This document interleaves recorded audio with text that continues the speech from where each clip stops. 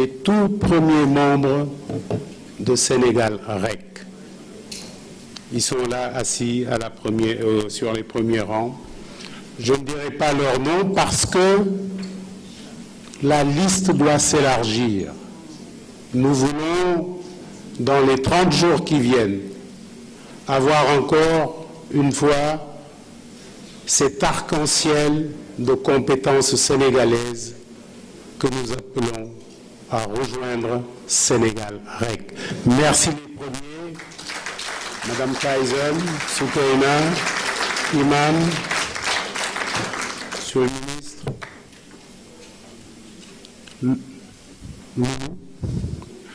Tu plonges. Tu plonges. Je voudrais, puisque je le vois, remercier quelqu'un qui est là, dans la salle, que vous connaissez, qui s'appelle Diomansi Camara. Diomansi, quand il a su que je voulais racheter le Casa Sport, a accepté de m'accompagner dans cette aventure. Diomansi, merci, nous allons faire vibrer le cœur des Casamançais et des Sénégalais parce que, au-delà de la Casamance, le Casa Sport, c'est d'abord le Sénégal. Merci d'être venu.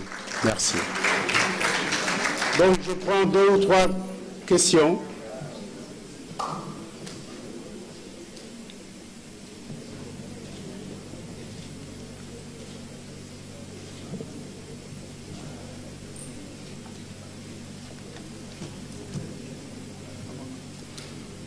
Doyen, tu n'es pas fatigué. Si vous avez des questions, les confrères, c'est bon.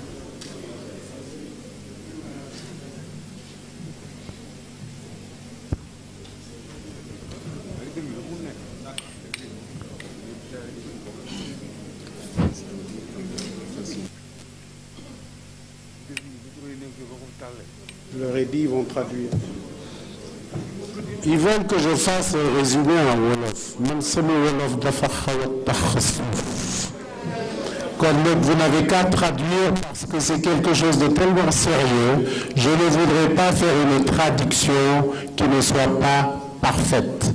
Donc je demande à vos différentes rédactions vraiment de voir les experts pour qu'on traduise non seulement en Wolof, mais en mandingue, en sérère, en toucouleur, en diola, etc. Donc, allez-y, faites les traductions qu'il faut. Je vous dis également que vous pouvez, puisque comme vous le savez, nous sommes à l'heure des technologies, des nouvelles technologies, pour ne pas dire Internet, allez sur atepa 2019.sn et vous aurez tout ce que vous voulez, y compris en langue nationale. Donc, tout à l'heure, vous pourrez aller sur www.atepa2019.sn, comme Sénégal. Non, c'est pas 19, c'est 2019. Mes informaticiens sont un peu en retard.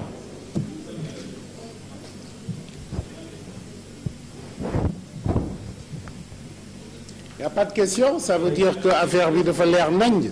Voilà, je vous remercie. Wow. Président, mon nom c'est Cheikh Tidiane Kandé. Je suis journaliste à Sénégal. J'ai juste une question pour vous. Alors, à l'image de ce que j'ai vu sur votre logo, il y a ce qui porte votre nom en couleur noire. Symbole un peu du pétrole aussi qui est en couleur noire. On appelle Vous avez l'imagination fertile, hein? Oui, continuez. Ça n'a rien à voir avec le pétrole. Voilà, on l'appelle l'or noir. Vous avez écrit votre nom en noir. 2019 aussi, nous avons vu une autre couleur qui porte la couleur de l'or. Et vous êtes là depuis le temps de Senghor, Abdou Diouf, en passant par Abdoulaye Wade. Est-ce que votre candidature ne serait pas justifiée dans un contexte où le Sénégal est en train, en tout cas, de découvrir de part et d'autre du pétrole? Merci.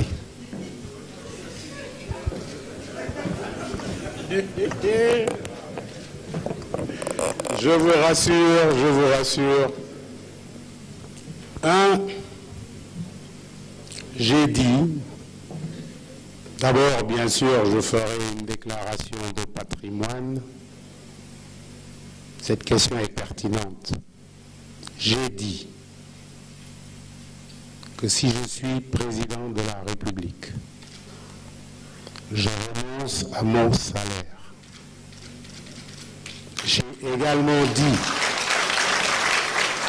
que si je suis président de la République, parce que vous allez voir dans le site qu'il y a de gros projets, notamment Petropolis, que les études, les esquisses, je ne ferai pas les plans d'exécution, on fera des concours pour que d'autres fassent les plans d'exécution.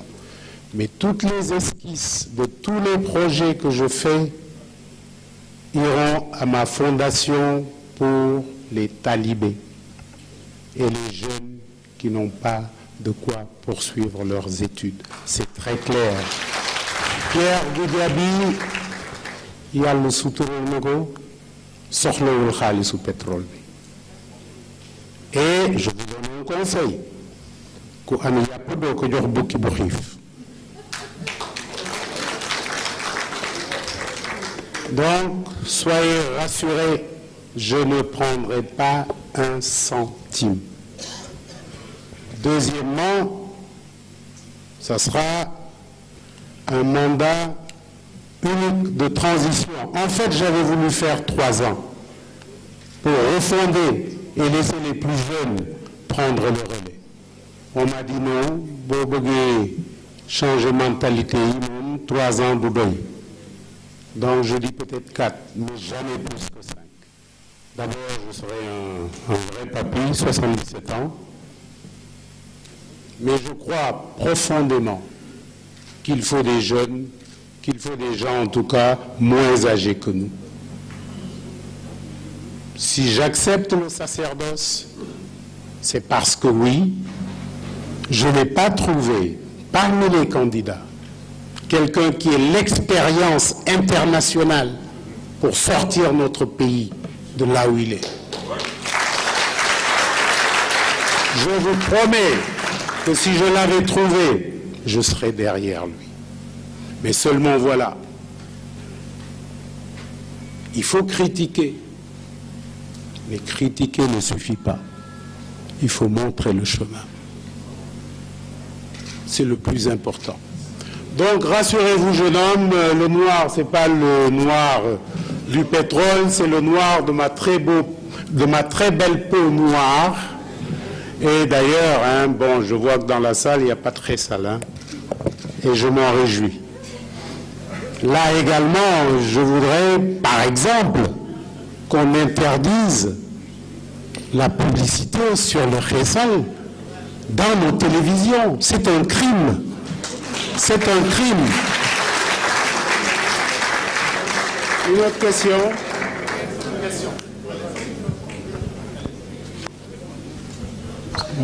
Oui. Bonjour tout le monde. Bonjour. Je m'appelle Mohamed Moustapha Dramé. Je suis journaliste au journal d'investigation Kewoulo. Monsieur Pierre Atepa Goudiaby, j'ai juste une question. Vous disiez tantôt que, une fois au pouvoir, vous allez vous occuper d'abord de la justice. J'aimerais savoir, qu'est-ce qu'on peut comprendre à travers, à quoi est-ce qu'on peut s'attendre, je dirais, à quoi est-ce qu'on peut s'attendre à travers cette phase? J'ai pas dit ça. J'ai pas dit que j'allais d'abord m'occuper de la justice. J'ai dit que j'allais d'abord m'occuper de changer les mentalités. Et dans changer de mentalité, il y a effectivement la justice qui ne marche pas, vous le savez. Et ce n'est pas que les juges. Vous avez des avocats qui font des deals sur le dos des clients. Ils vont voir l'avocat adverse, ils font leur petit business, et c'est le client qui trinque. Ça aussi, il faut le dénoncer. On parle des juges, mais parlez des avocats aussi. Je suis heureux d'ailleurs qu'ils aient élu quelqu'un de très propre. Et j'espère qu'il va mettre de l'ordre dans cette maison-là. Une autre question? Voilà, bonjour, Massamba Kamara, journaliste Seine-Vision. Je ne vous vois pas. Monsieur Goudjabi, Je ne vous vois pas. Attendez. Ah, je suis là en face de vous. ok. Voilà. J'ai dit vous êtes connu pour votre intégrité, vous êtes connu également pour tout ce que vous avez fait en Afrique. Vous êtes une figure emblématique. Alors, ce matin, quand je suis rentré dans un taxi, j'ai emprunté un taxi. En venant avec mon collègue, il y avait un chauffeur, un taximan qui nous a même demandé où est-ce que vous allez. Je lui ai dit, il y a Pierre Goudjabi aujourd'hui qui va annoncer sa candidature. Alors, voilà la réponse du taximan. Voilà l'homme qu'il faut pour ce pays. Pierre Goudjabi, en Guinée-Conakry, il a embauché beaucoup de Sénégalais qui travaillent en Guinée-Conakry dans son entreprise. Mais ailleurs également dans les autres pays africains. Potentiel 2019. Pourquoi avoir attendu tout ce temps? Merci beaucoup. Vous savez, la question de votre taximan m'est revenue il y a quelques jours quand j'étais à Touba. Quelqu'un m'a demandé, mais pourquoi maintenant? Pourquoi vous avez attendu tout ce temps-là? Uniquement parce que j'ai toujours eu... D'abord, j'ai voulu faire mon travail. Ce pourquoi je suis allé aux États-Unis, ce que j'ai appris. Grâce à une dame, notamment qui est dans la salle, parce que je voulais être metteur en scène. Et c'est elle qui s'y est opposée, Viviane Badiane, ma cousine, elle est là. Elle m'a dit, si tu vas à Hollywood, ça sera la débauche. Elle est là. Donc, c'est parce que je pense, comme je l'ai dit tout à l'heure, qu'aujourd'hui, l'heure est grave. L'heure est grave parce que, comme disait Senghor, jamais le Sénégal ne s'est trouvé dans une telle situation. Et je vais vous dire quelle est la situation. Nous avons une occasion unique de développer ce pays.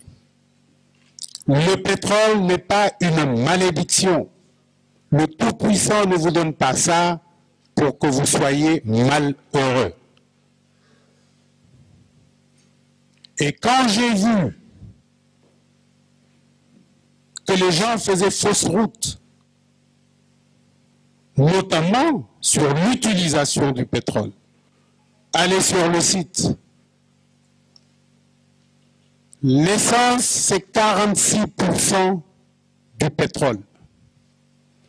Vous prenez les 2% pour les dérivés, les 2% vous produisent plus de 1000% de valeur. C'est ça les enjeux. Et quand j'ai vu ça, j'ai dit, bon, Pierre, pendant 45 ans, tu t'es occupé de ta famille, machallah.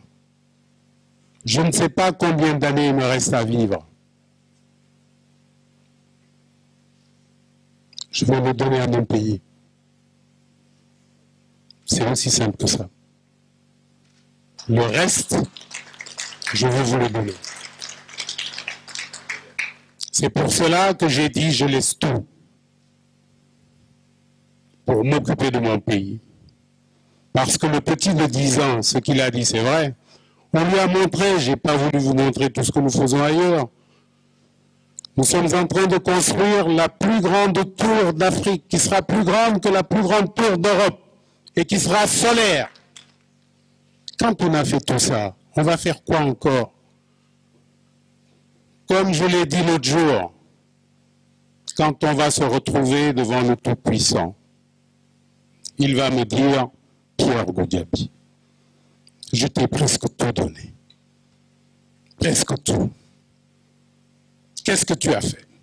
Je dis, ah bon, j'ai fait le monument de la Renaissance, ah oui, j'ai fait des buildings, j'ai fait la Banque centrale. Il va me regarder, mais attends, c'est tout ça que tu as fait? Qu'est-ce que tu as fait pour le petit Sénégalais qui aurait dû auxquels tu aurais dû, que tu aurais pu donner les moyens de faire comme toi, pour qu'ils réussissent comme toi. Je fais ce que je peux. Mais je pense, malheureusement, que c'est uniquement en politique que vous pouvez changer le destin des gens. Vous avez une ancienne Premier ministre qui me l'a dit, j'étais abasourdi.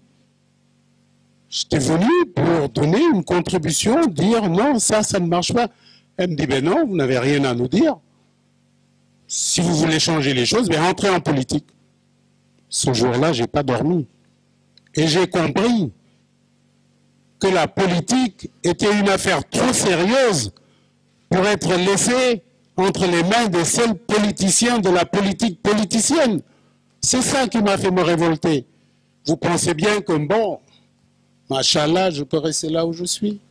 Mais ce n'est pas ça la vie. C'est pas ça la vie. Merci.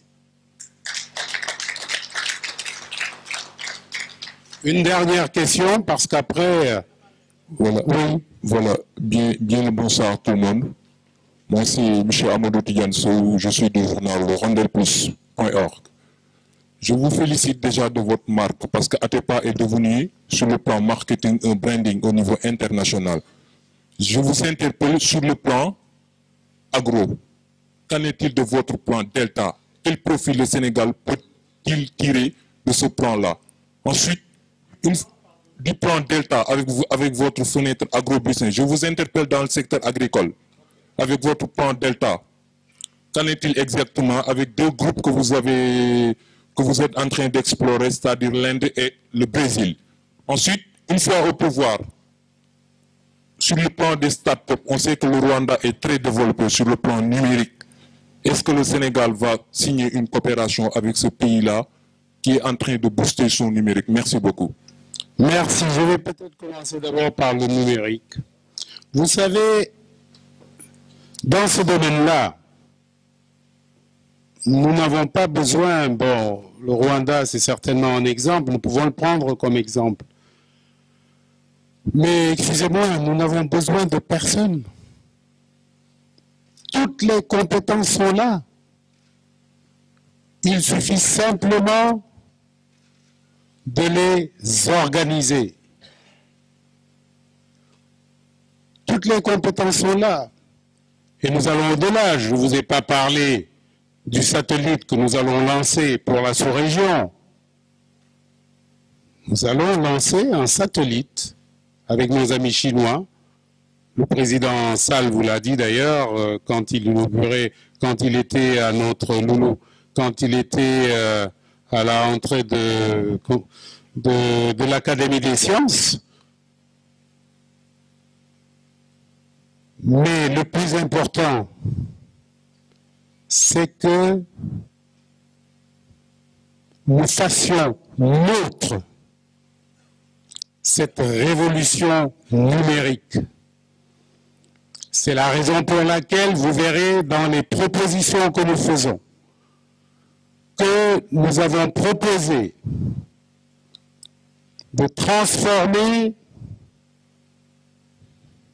je vois que vous prenez bien note, de transformer le lycée technique Maurice Delafosse pour en faire une université du numérique pour toute l'Afrique.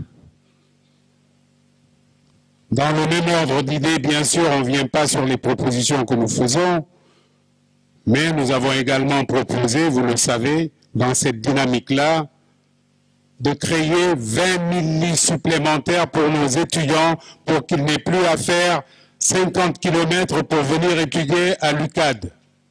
Tout ça, c'est dans des propositions. Je n'ai pas voulu m'étaler sur les propositions parce que, croyez-moi, il y en a. Il y a également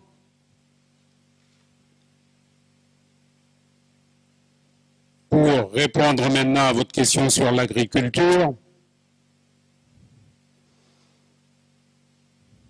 le plus important dans ce que nous allons faire, c'est l'irrigation.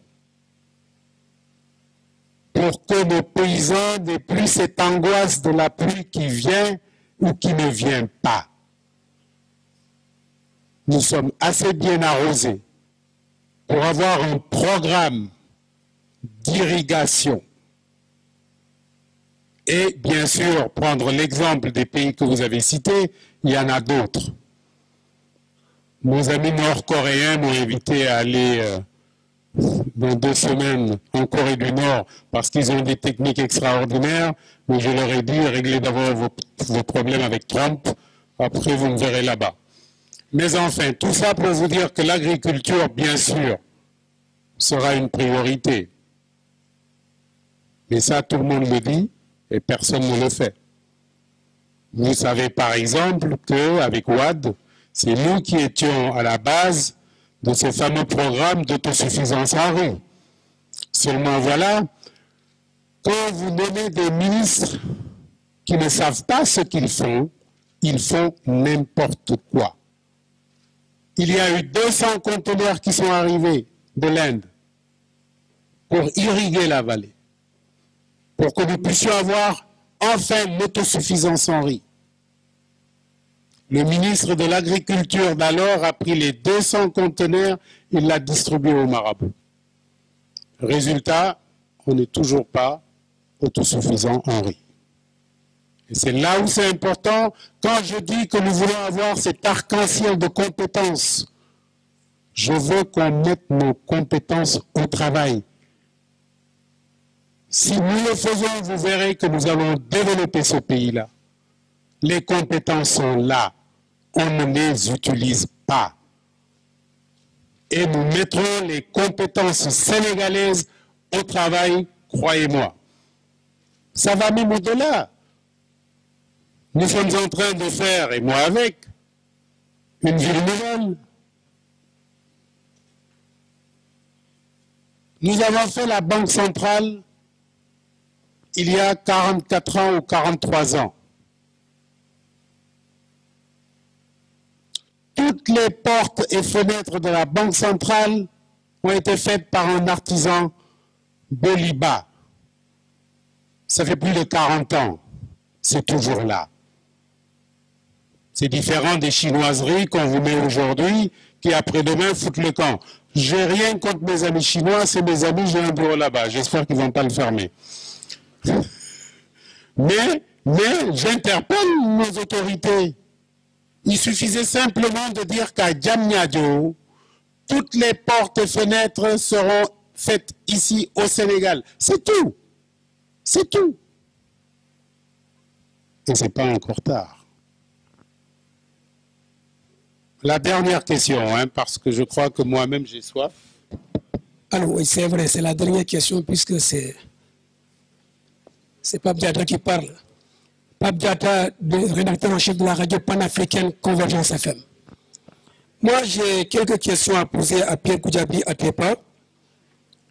Pierre Goudiaby Atepa, connu dans l'architecture, aujourd'hui, qui a décidé d'entamer une carrière politique dans un champ politique sénégalais miné de querelles et également d'injures et autres. Comment aujourd'hui, vous, en tant qu'acteur politique nouvellement venu dans le champ politique sénégalais, comptez-vous mener votre politique dans ce champ miné de querelles? La deuxième question politique, oui. Pour vous, serez-vous de quel camp Atepa? Je veux dire, vous êtes du camp de l'opposition pure et dure, comme le dit le PDS et ses alliés, ou seriez-vous de l'opposition qui a répondu à l'appel du président de la République lors des élections? Ok, je vais répondre très rapidement. La dernière question, que répondrez-vous à ceux qui disent aujourd'hui que votre candidature est motivée par des puissances européennes, des puissances, voilà. Ma candidature est motivée par la puissance latente de l'intelligentsia sénégalaise. Parce que vous allez être étonné, jeune homme. Il y a tellement de compétences sénégalaises qui ne demandent qu'à travailler pour le Sénégal. C'est leur cri, c'est à leur cri que j'ai répondu. Je ne vous ai pas donné de détails. Il y a M. Diatta qui est là. Où est-ce qu'il est? M. Diatta vient du Canada. Il a laissé son travail. C'est un grand expert en informatique chez Bell Canada. Il a pris 6 mois sans rien pour venir nous suivre. C'est à cause d'eux, c'est eux. Mais réfléchissez, quelle puissance, moi qui dis à la toute grande de France que je souhaite que l'anglais soit la deuxième langue officielle du Sénégal, une autre puissance va me guider ce que j'ai à dire. Vous ne me connaissez pas, jeune homme.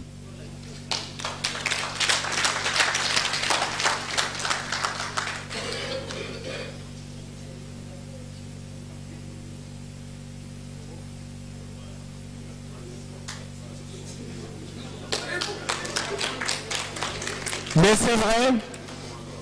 Alors, moi, je disais aux étudiants, où sont les étudiants? Ils sont derrière là. Qu'est-ce que je vous disais? Qu'on était ni. Nous ne sommes ni du pouvoir, ni de l'opposition. Nous sommes pour le Sénégal. Ceci dit,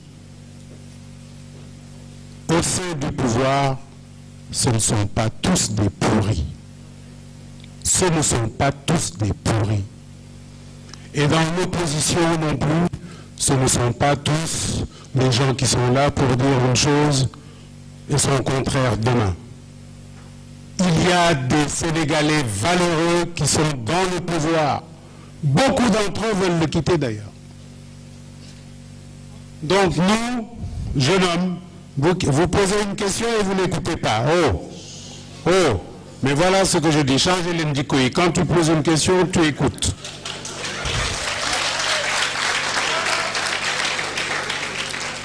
Alors donc nous sommes pour le Sénégal. Et nous appelons, nous invitons tous ceux qui sont pour le Sénégal de venir rejoindre notre plateforme. Il y a un monsieur qui est là, qui est ancien ministre de l'Intérieur, cher Sadibou, pour ne pas le nommer. Il est venu me voir. Grand frère, j'ai entendu ton appel. Je laisse tout tomber parce que je pense que le Sénégal doit être géré par, je ne veux pas dire de vrais patriotes, parce qu'il y a beaucoup de vrais patriotes qui nous dirigent, mais par des gens qui ne sont mus que par l'intérêt du Sénégal. Sénégal reconnu. Merci beaucoup. On aurait pu continuer, mais bon, je viendrai dans vos différents plateaux, si vous m'y invitez, et nous pourrons continuer à débattre, parce que c'est de ça qu'il s'agit également. J'ai demandé qu'on vous offre le livre, hein. On va vous faire passer le livre. Je ne pourrai pas vous les dédicacer.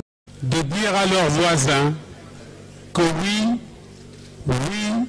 nous sommes prêts à relever le défi et que le moment venu, il faudra voter pour la 3e voie. Je vous remercie.